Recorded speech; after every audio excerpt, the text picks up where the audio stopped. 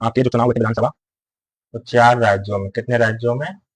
4 राज्यों में और एक केंद्र शासित प्रदेश में, एक केंद्र शासित प्रदेश में अभी हाल ही में विधानसभा चुनाव कराए गए, जिनका नतीजा आज आया हुआ है।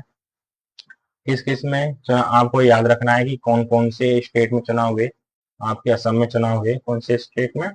असम में आपके चुनाव हुए, केरल में आपके चुनाव थे, तमिलनाडु में चुनाव थे, पश्चिम बंगाल और पुडुचेरी।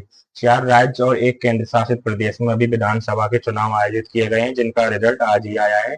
असम में कितनी सीटों पर चुनाव हुए?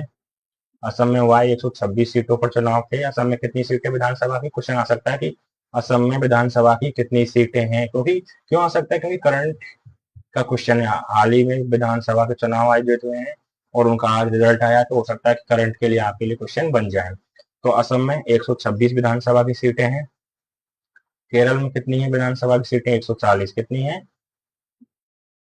केरल में है 140 सीट हैं। तमिलनाडु में 234, पश्चिम बंगाल में 294, पुडुचेरी में 30 सीटें। कितने राज्यों में? 4 राज्य और एक केंद्र शासित प्रदेश में चुनाव आयोजित किया गए, जिनके रिजल्ट आज आ चुके हैं।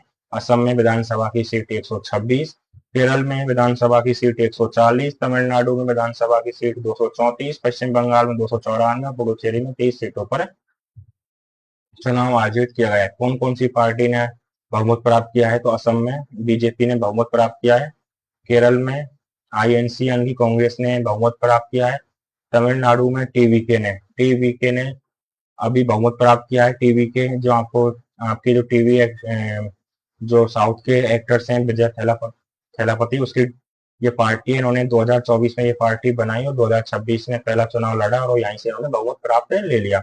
पश्चिम बंगाल में बीजेपी पश्चिम बंगाल में बीजेपी ने बहुमत प्राप्त किया है और पुडुचेरी में वहां की लोकल पार्टी एआईएनआरसी ने बहुमत प्राप्त किया हुआ है।